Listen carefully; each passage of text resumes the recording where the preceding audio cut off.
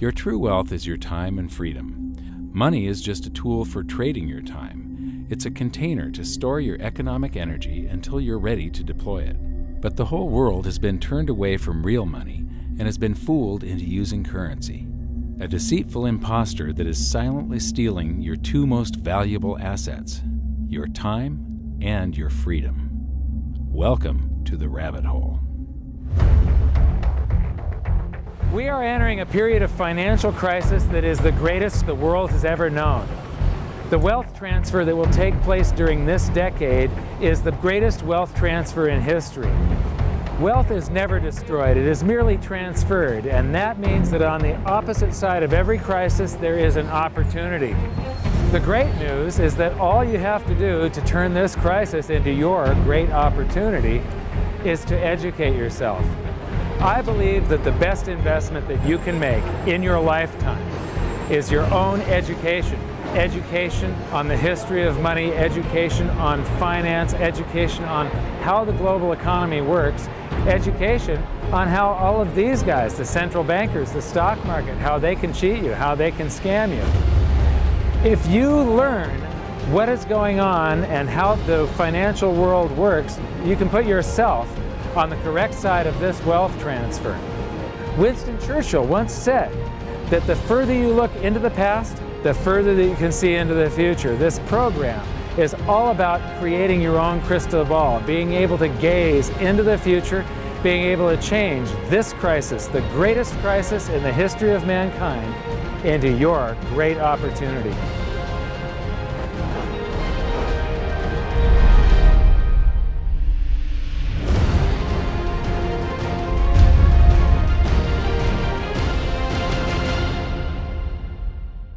The hidden secrets of money, some of them are hidden in plain sight. They're like right in front of you.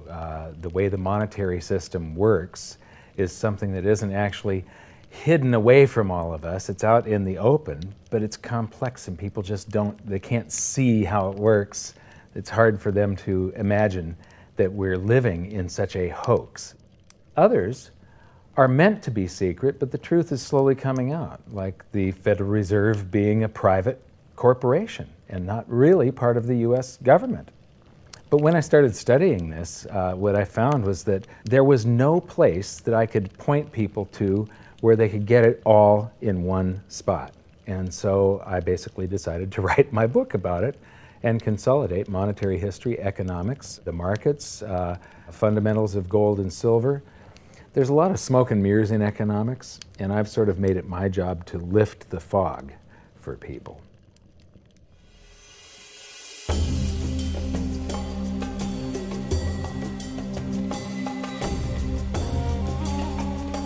Welcome to Egypt.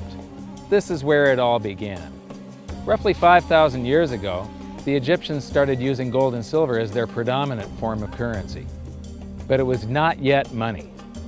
The pieces of gold and silver that they were using were odd sizes and weights, odd purities, so it still was not interchangeable, where each unit is the same as the next. This meant that nothing really had a price yet. You couldn't put a price of so many coins on something because they didn't have coins yet. Trade was still difficult. It was still a guessing game when it came to the exchange of values.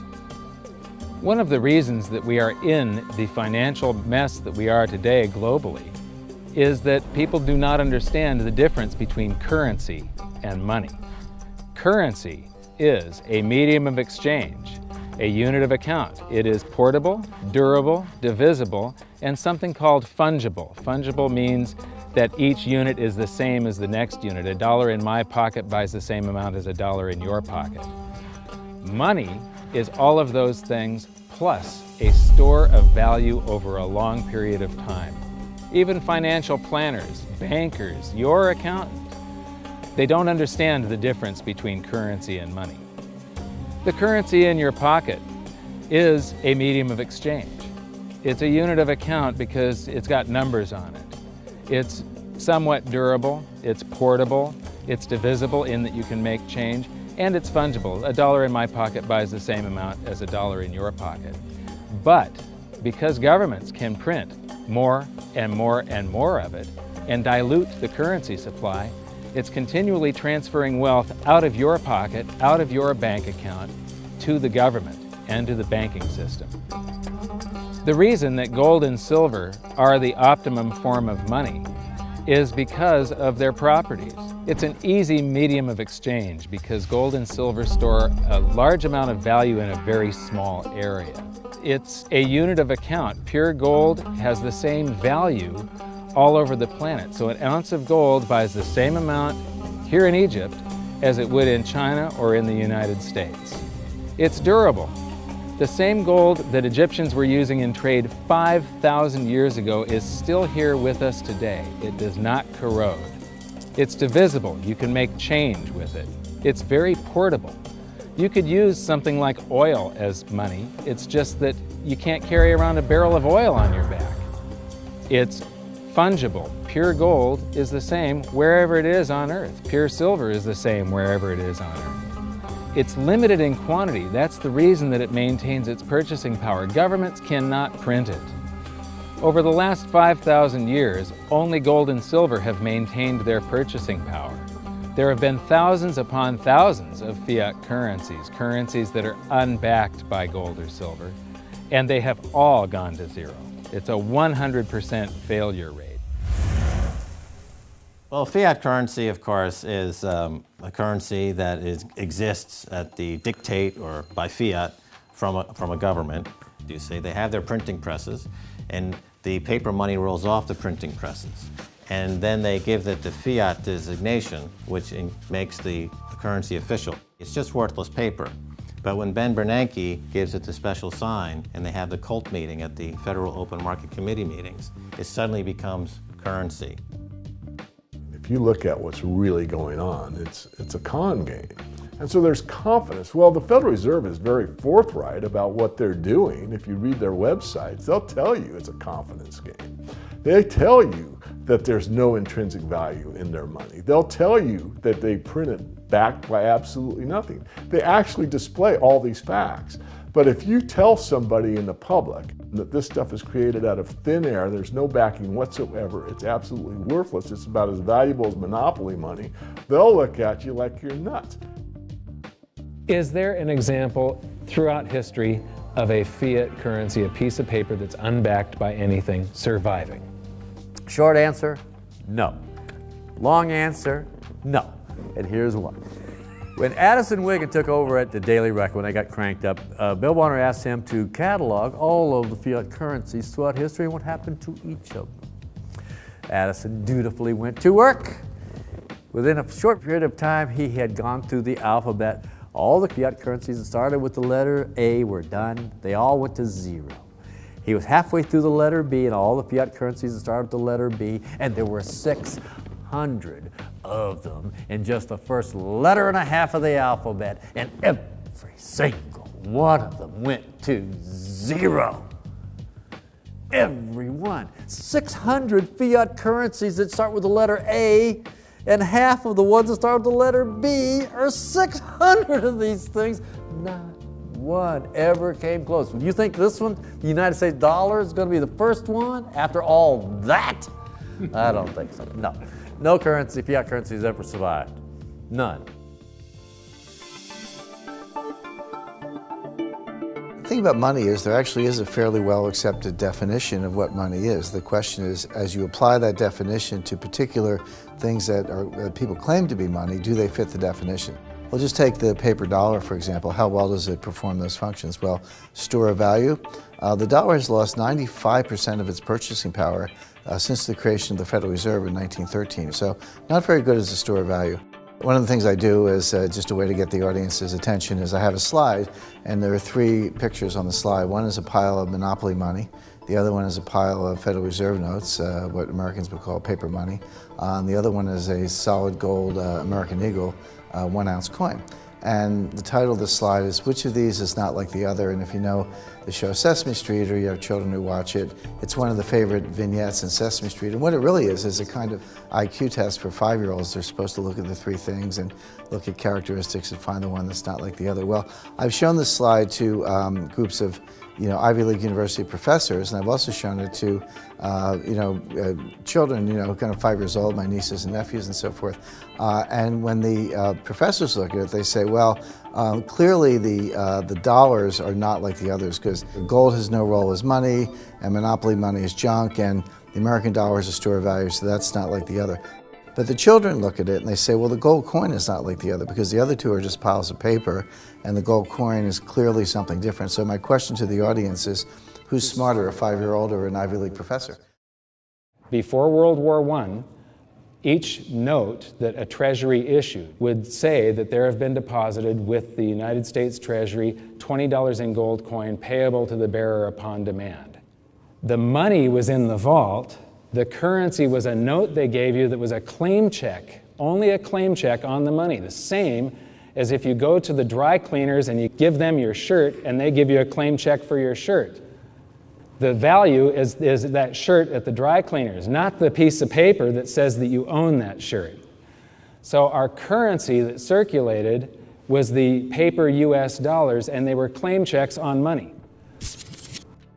The next hidden secret is the difference between currency and money. Money must be a store of value and maintain its purchasing power over long periods of time.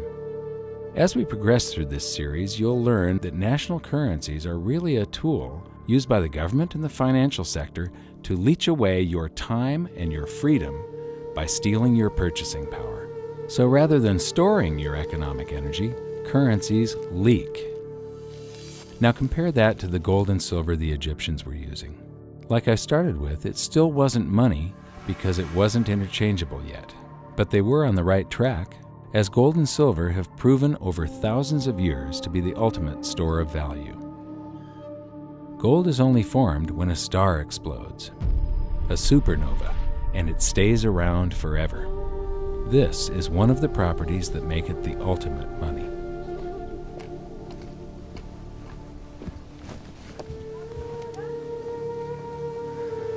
People are amazed that after 5,000 years, the pyramids are still here. But what I'm more amazed at is that the currency that the people that built this were using, that currency, that gold and silver that they were using in trade on a daily basis, is still around today. It may have been melted down and re-refined, and it's in a coin or a bar or in some piece of jewelry, but it's still with us today, and it still purchases something. Yes, it is the ultimate money because there is nothing else even in the same league.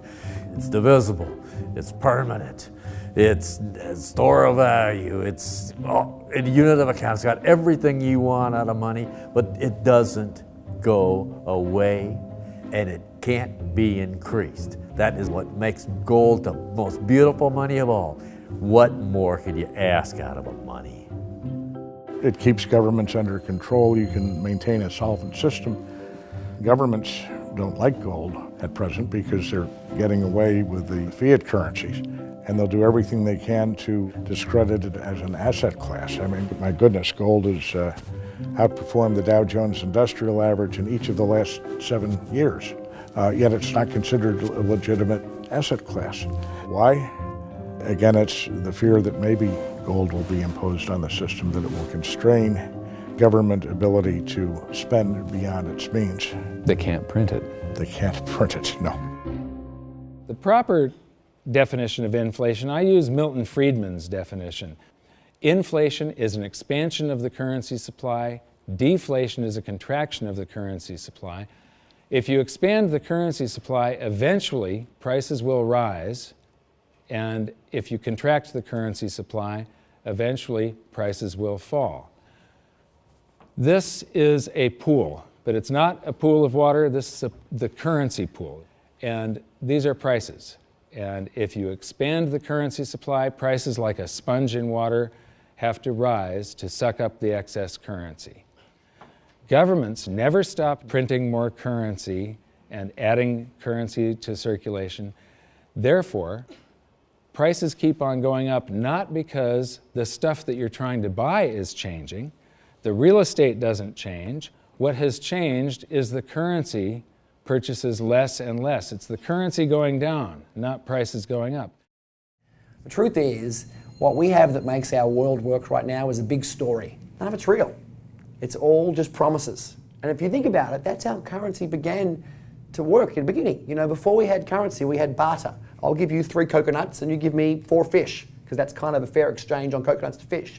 But that got complicated, so we had to invent this thing called money to be a divisible, portable medium of exchange. And the challenge is that we lost that a long time ago when we lost having things of value be our currency. And now we have this thing called numbers and accounts. But trust me, it is not real. It's a big made-up story.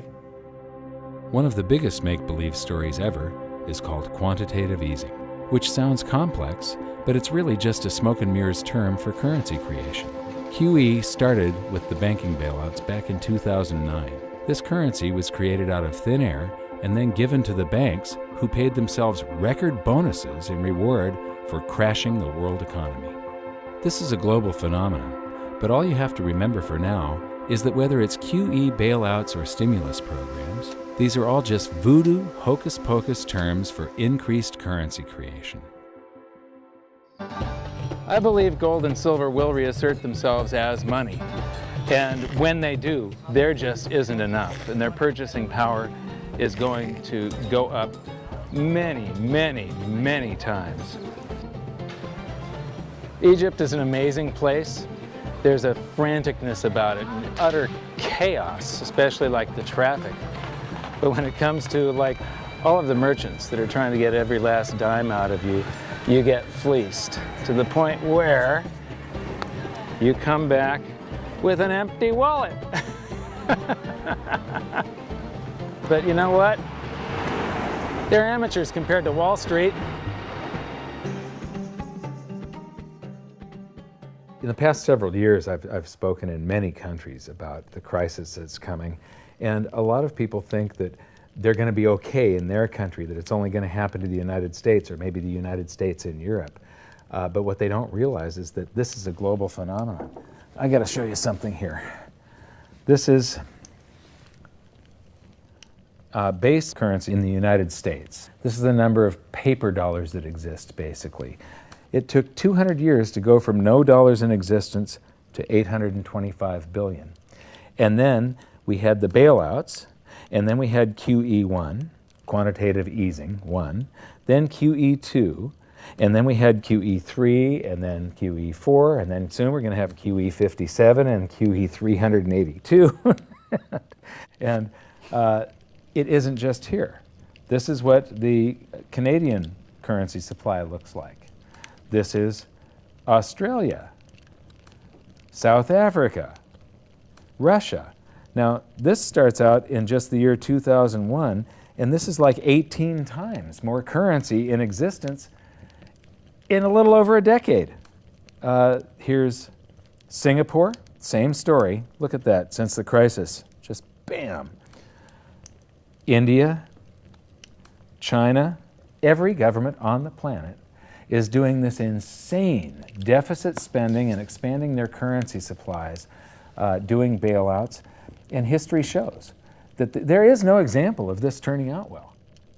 It is sometimes amazing that we haven't experienced more inflation than we have.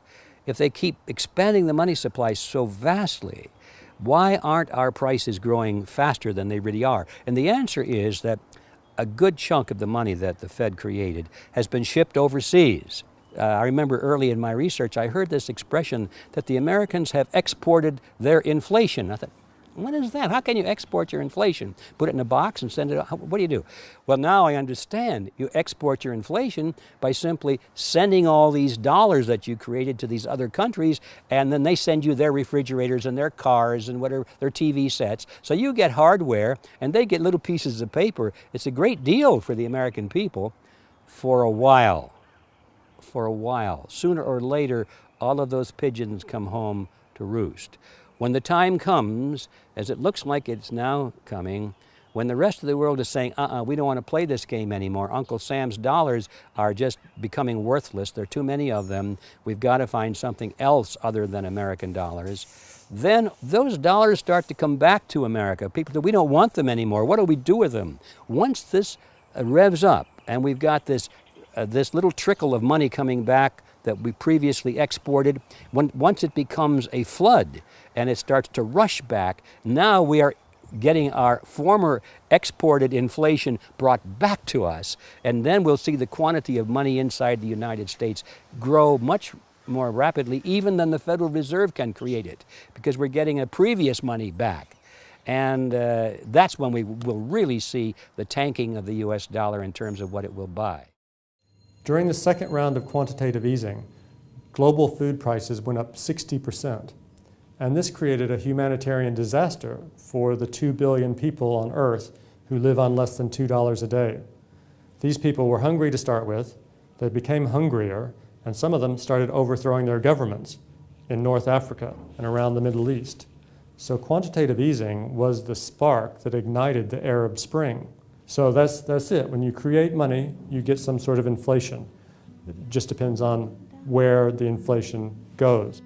It's all going down, down, down. Peasants are reeling from a game of coins and crowns. Given the premise that you have a permanent underclass or poor class, and how does inflation affect them disproportionately? It affects them basically in the percentage of their income that goes to food. And we see this as a ratio, and we know that there are some danger points. For example, in Egypt recently, once that ratio got to 40% of income going to food and the price of food rising due to inflation, when it got to 40%, that's historically a point where people actually stage a revolution. That's exactly what we saw. The French Revolution, similarly, was all around the price of food getting to a certain critical point where people simply, the risk-reward for revolution was favorable toward revolution. When they print it up, then it all goes down. Well, exactly right, because when you have a runaway inflation, it's punishing the very people who are most productive in society. In other words, the people that produce more than they consume and save the difference.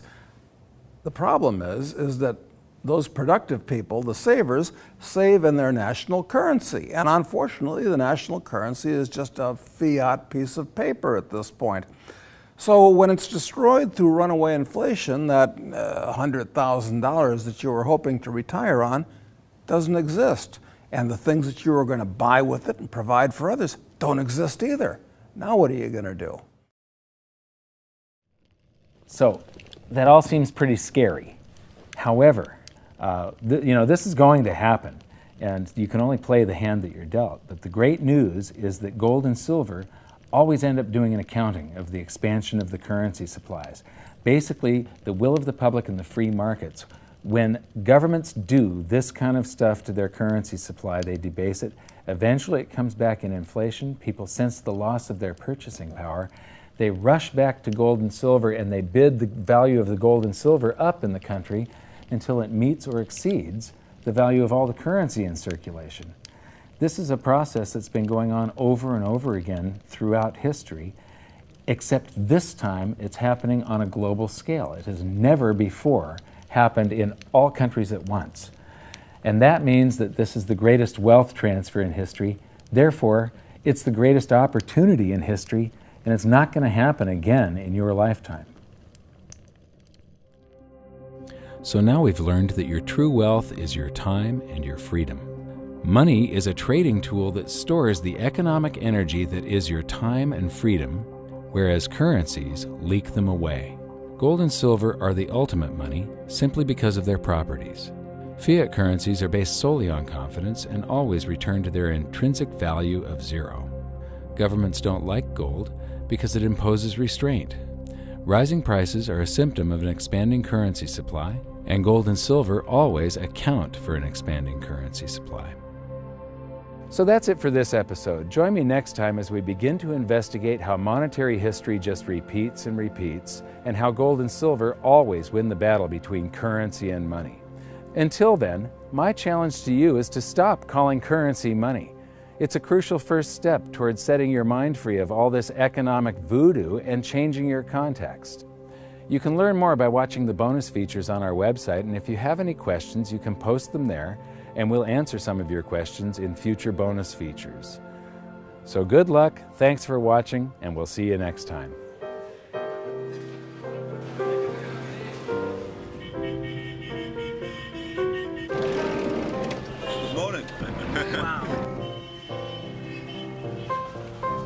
What does fiat mean? It comes from the Latin for crappy car.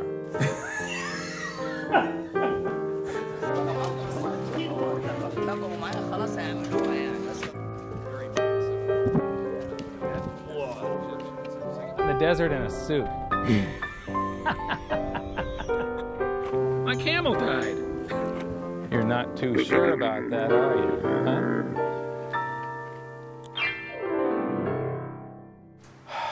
I am ready for a good long nap. Hi, welcome to this bonus feature for the very first episode of Hidden Secrets of Money.